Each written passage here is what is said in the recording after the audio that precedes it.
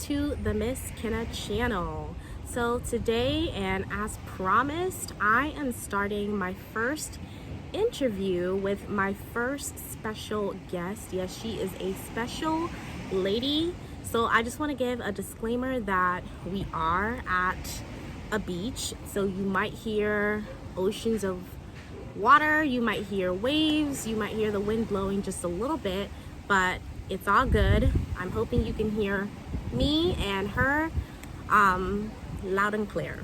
So let us get started on this video. But first, I do want to introduce, and I don't think I'm even going to do it as well as I'm supposed to, but this young lady is such an interesting personnel, and honestly, I'm just so honored to have to sit with her, know her as a friend and as a student and future colleague.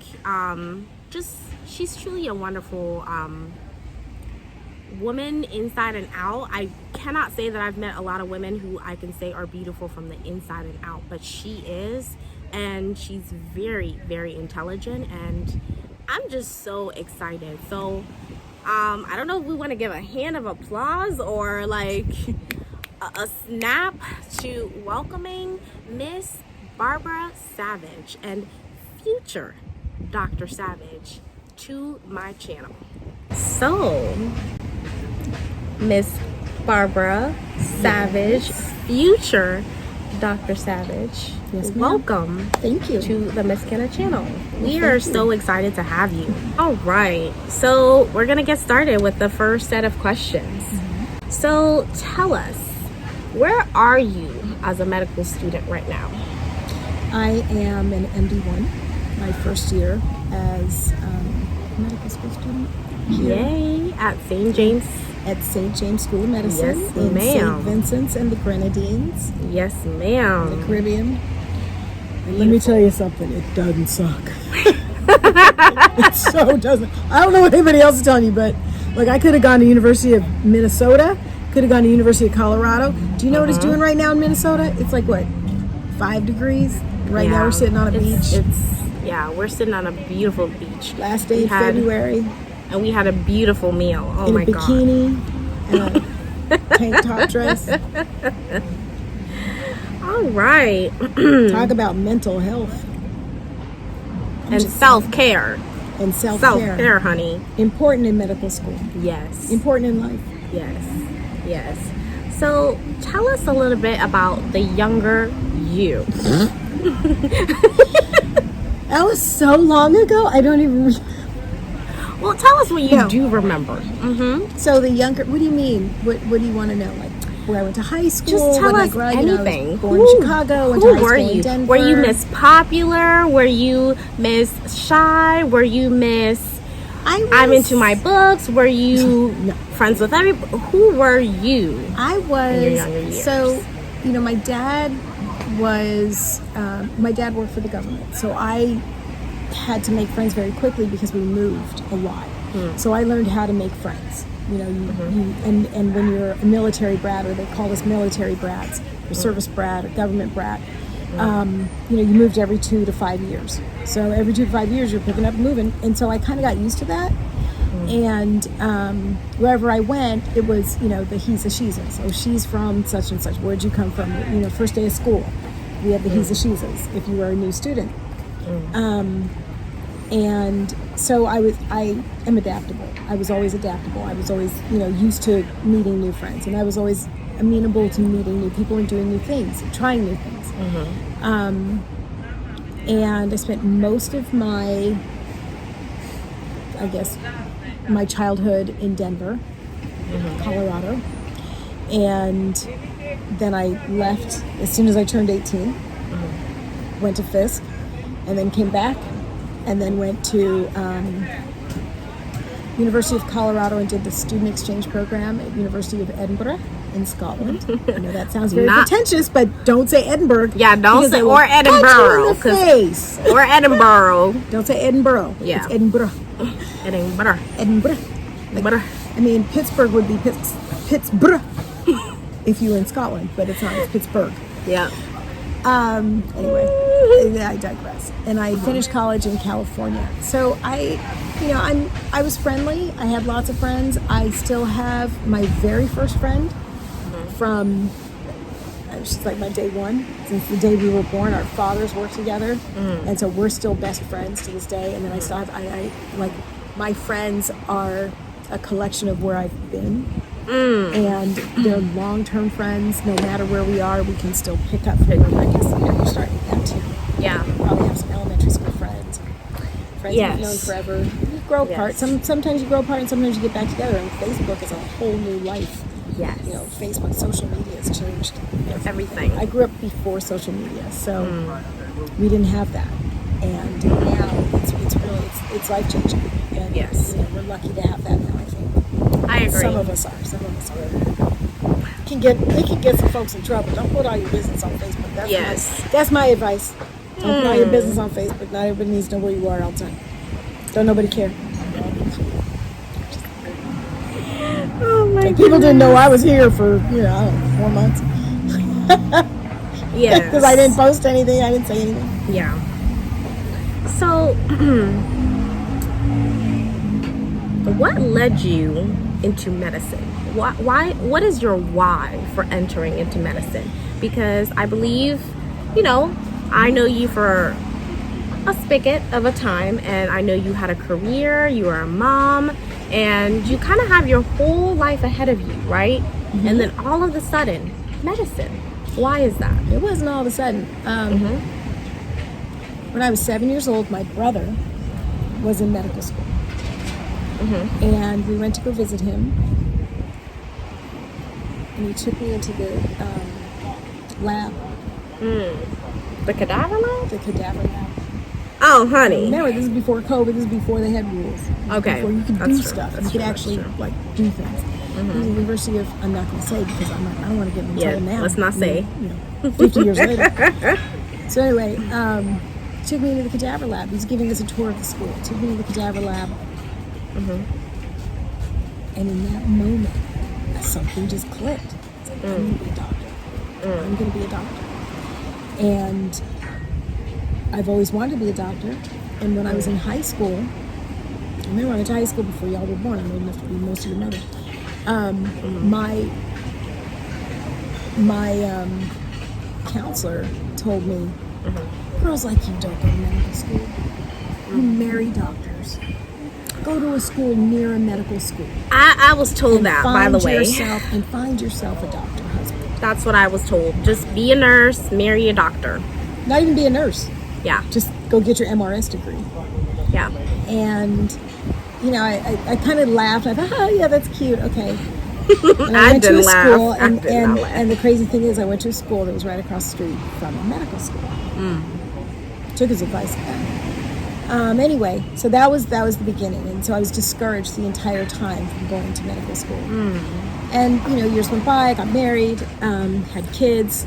Once my kids were born and they were in school, I kind of said, well, I think I'm going to go to medical school. I said that to my now ex-husband. And he said, no, if you go to medical school, I'll divorce you. This is a true story. And so I thought, oh, okay. He says, why would you do that? Nobody wants that. And as time went by and my kids, started moving home, I was like, I am going to be bored to tears. What am I going to do? I said, you know what? I've always wanted to go to medical school. Why not? So here I am. And thank you for being here. Because I wouldn't have met you. I know. Oh my goodness. Because girlfriend's from LA.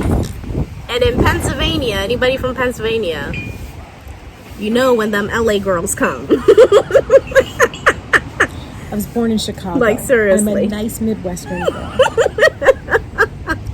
Don't peg me for Oh LA. my goodness.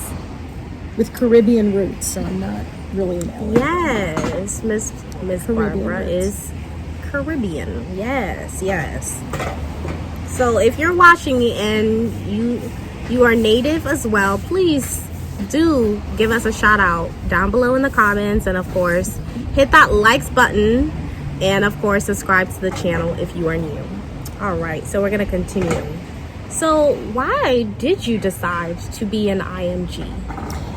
International Medical School graduate. Yes, for those of you who are watching and you don't know, since we are, of citizen status, either in Canada or in the United States, and coming to school here in the Caribbean, we are considered an IMG. International Medical student, yeah. Well, again, like I said, I did some undergraduate time in Scotland, and what I learned then was that they had 6-year medical school programs, and I couldn't qualify then because they didn't allow that. Otherwise, I would have been a doctor A long time ago. So when I was looking for medical schools, and I really could have gone anywhere, when I was looking for medical schools, and I really could have gone anywhere, and I thought about it, and again, like I said, I live in California, could have gone to UCLA, could have gone to Charles Drew, which is, I'm not going to say anything. I could have gone to Charles Drew, could have gone to UCLA, could have gone to USC. But I didn't want to stay in California. I didn't want to stay there. And then I thought, well, where else can I go? I can go to Meharry. I can go to Nashville. I can go anywhere. I can go anywhere. And I got recruited here. And I thought, well, I never really considered going internationally because I didn't know I could. You know what I mean? Of all the things I knew, I never really thought, oh, I can actually do an international program because I have a master's degree, so I could do this. And then I met someone that was from Saint Vincent. And I thought, okay, this is a sign. I've met someone here in California that is actually from Saint Vincent. And, they have people here. And I thought, okay, well, this is good. And my brother's father was actually a Vincentian. Wow. And he died, unfortunately, and then my mother married my father, so it wasn't like there was any bad blood, so his family is my family. Right. So I have family here. And it was just kind of one of those things, and it was like, wow. Everything's and I didn't know together. he was a Vincentian. I knew he was Caribbean. I just didn't know anything about it. When I mentioned St. Vincent's, that's when it came out. Oh. Yeah. So it just seemed like it was the right thing to do. Everything was connecting. The universe kind of reveals itself to you. You don't push the river. Yeah. And I say that a lot to people. Don't push the river. Just let the river take you. That's one of my biggest mottos in life. And the river took me, and it brought me here, and here I am. I like that. I like that a lot. Many of us wanted, no, this is where I'm supposed to be in life. No, it's just. Yeah. So I actually recently got a message from one of my subscribers who were asking me, how do I study in medical school? And I really just wanted to tell her, everybody's method is different, and you can't use someone else's method of doing something to study. The way Miss Barbara studies is different from how I will study and how I will remember something. So I'm just interested. I'm probably going to do a video on how I particularly study, but I'm interested in how do you study? I'm really lucky in the fact that because I'm an older student, I've experienced. No, we're gonna call it mature. A mature She's student. a mature student. Student. But I've experienced. I'm gonna say. I wouldn't even say mature. I'm gonna say experienced. I have life experiences. Unfortunately, my father died of cancer. My sister is currently battling cancer. I have friends that are diabetic. I was the control of a diabetic study. For a very close friend of mine.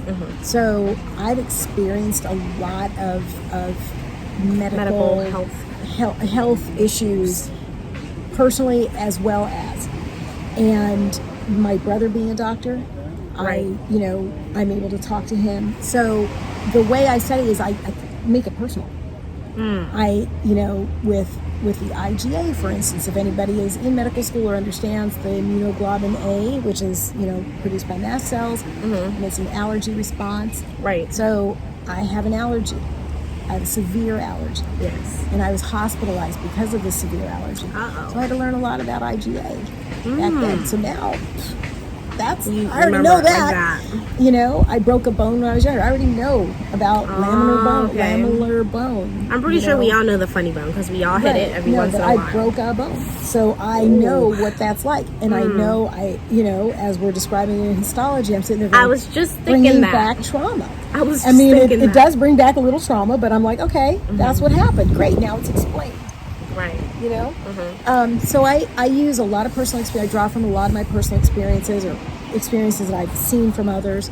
You know, I've had friends die recently of cancer. Sorry about that. Rare cancers. So when I try to correlate everything I learn, and histology is probably the easiest of it for me. Biochem is my second easiest, just because of the detective work involved and knowing the mechanics of everything. Anatomy. Oh yeah, when I met her in lab, she literally told me you had a song for the Krebs cycle, and I was like, oh, that was you. That's right. That was me. Yeah. Remember? Well, I have a way I was like, you gotta teach me. I have a way of remembering the Krebs cycle. Sorry to get off topic, but I remember that. It's really silly. But anyway, but things like that, you know, and knowing, and you know, as a teacher, I was a teacher, so I kind of bring in. I teach myself how to learn. Right. Right. And that's how our bond actually got closer, because she would say funny mnemonics for things. And I'm like, what the heck? But that makes sense because I can remember it. You know, it was the funny teacher mnemonics that she made, a reference to things that we were learning in class. And so I'm like, there is something about this lady over here. I gotta get on her team. All right. So I feel like a lot of people ask me this question when they find out you are from elsewhere. They always say, what is life on the island for you? So I'm going to ask you, how is life here on the island? How are you assimilating here? Well, I'm from California and we have endless summers. So this is endless summer. A whole lot more rain than I'm used to, but that's why the braids, which is awesome. Oh, honey. But it's not a cold rain, so it's fine. It's fine. You know, what it has done is it's slowed me down because we're so used to getting things, and I think you and I this is where we started our conversations. We're like, girl, you got to understand, you're not in America anymore. Yes. You chose to come here, and so you have to get with the program here. Yes. They don't come to your program. Right. We're not colonizers. Yeah. They have a program here that we have to get used to. We are guests in this house. Right. And that's how I look at it. I don't want to be an obnoxious American. Yes. I want to blend in. Right. And I want to appreciate the rest of the world, because not everything has to be like America. And God bless, they're not. Yeah. I just uploaded a video talking about Caribbean time. Well, you know, there's Caribbean time, and it's too hot to move fast. It's, which, for me, we call it African time. Right. Like when somebody's moving slower, we're like, oh, they're on African time. Yeah. You know, in the States, we call it CP time. CP time. Yes. But, you know, it's an adjustment. And the adjustment is not being able to have the things you want immediately. Amazon doesn't deliver here. We're used to just going, I need a pencil. Amazon delivered. No. Yes. It's something I'm like struggling, but I appreciate as well. Yeah, I mean, it slows me down. I mean, I can't tell you how much money I've saved being here. I can't imagine if I was in the States. I'd be ordering. I was in Minnesota or you know, Florida, wherever I was. Valentine's Day. There's always something. Yeah. Always something to buy, and I'm a consumer, and it's interesting, and it's good to slow down. So what specialty do you plan on going into? I am choosing to do family medicine, but a subspecialty of internal or family medicine is called lifestyle medicine. Okay. And again, I was a teacher. I was a physical education teacher and a coach. And with a coach, you work with a team. And I believe that if one person in the family is failing, the team needs to come in and support. And the team is going to do better.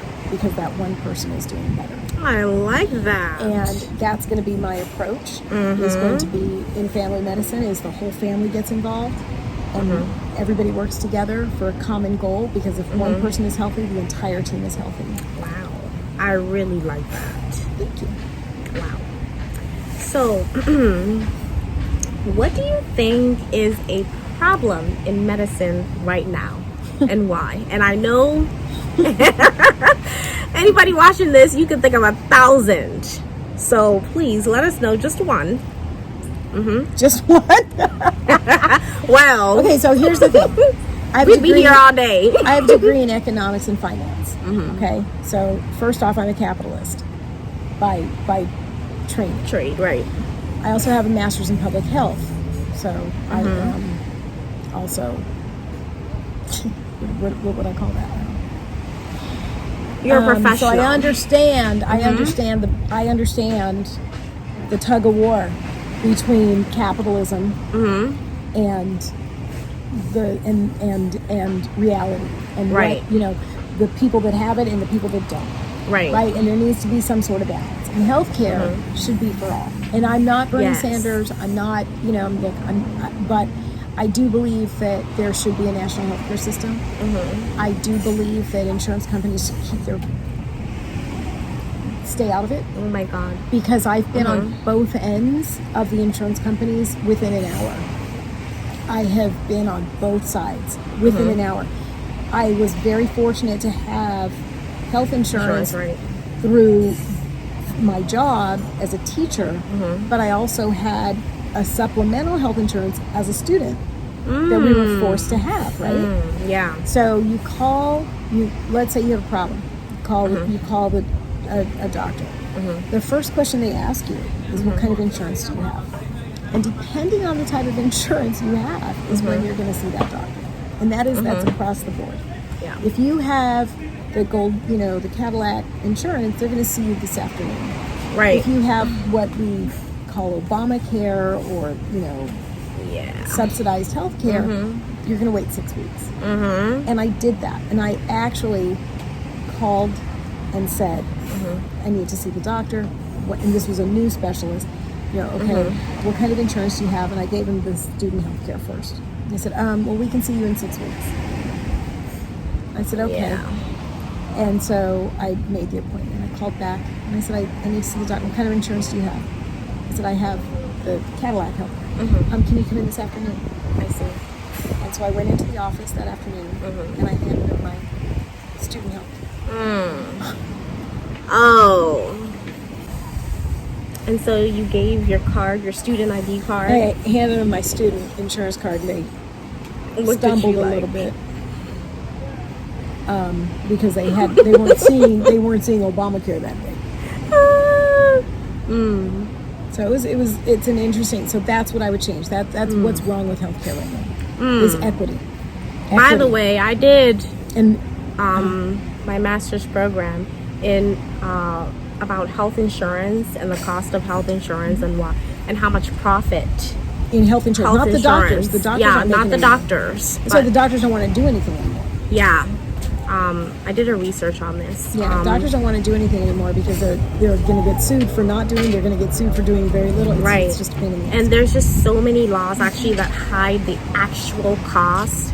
I had a struggle doing my research. It depends on the insurance you have. Is how many tests they're going to run, how they decide to treat you. There's There's a lot of factors, and honestly, all those factors need to go away. Yeah, and I almost gave up on the project, but I stuck with it in the There end. needs to be equity in healthcare, and I know equity's been the big buzzword, the past 2 years, and the equity. You don't know what equity really is. Yeah. Yeah.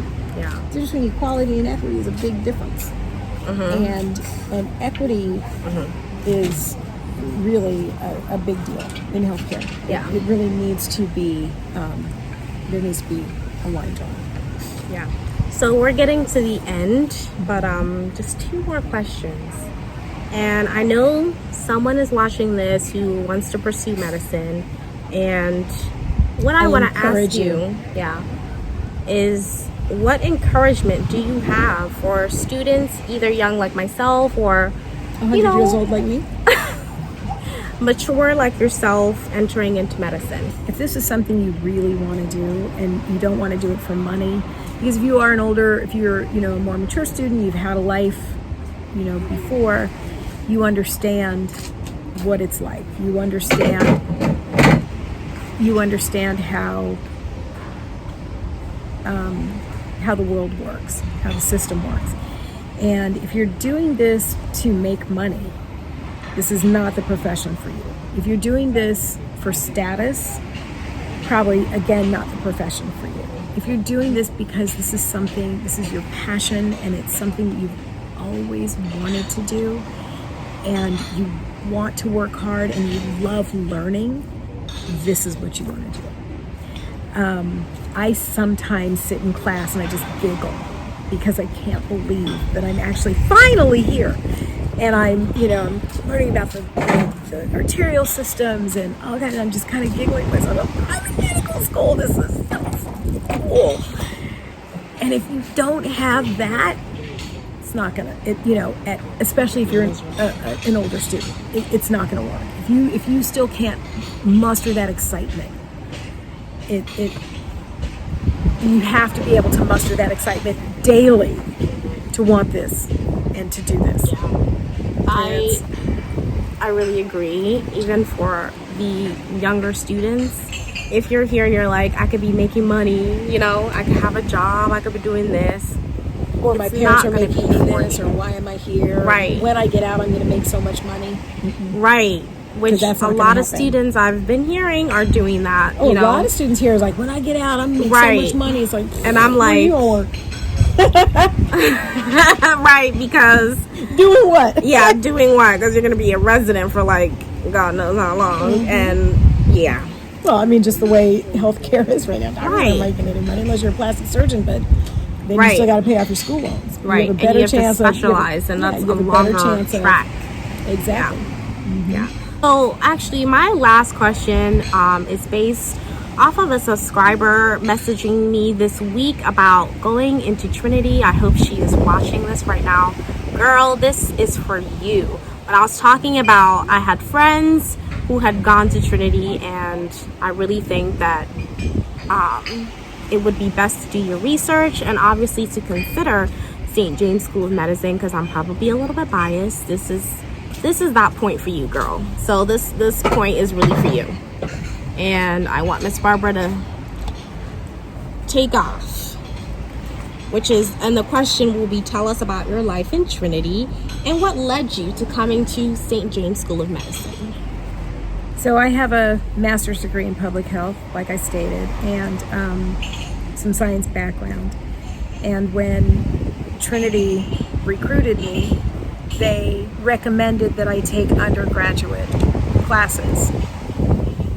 And I thought, okay, well, why would I need to take undergraduate classes? And they said, well, just to brush up on your science skills so that, you'll be so much stronger in MD1. And I thought, oh, okay.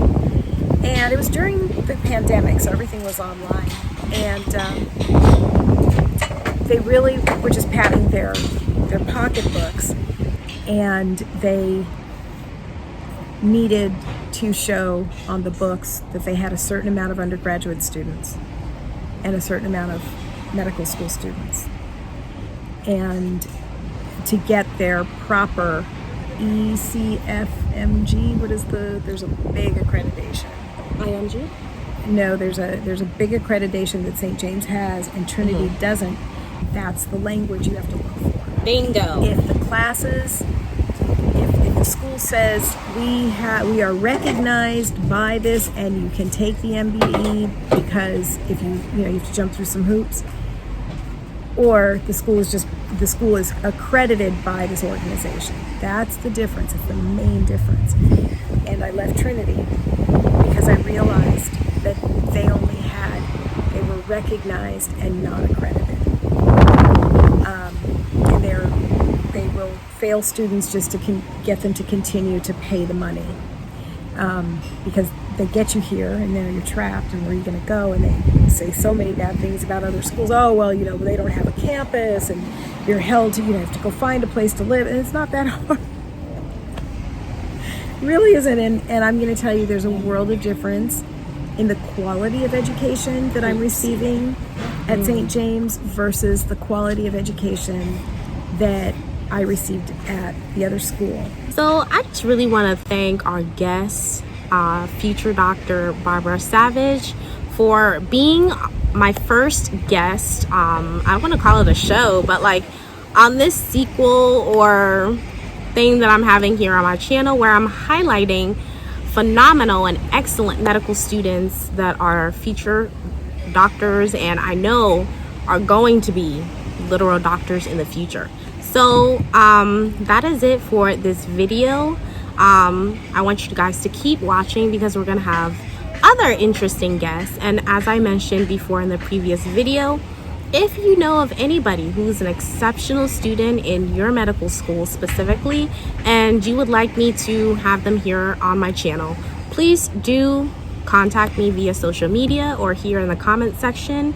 And I guess I will see you guys next time. Bye guys.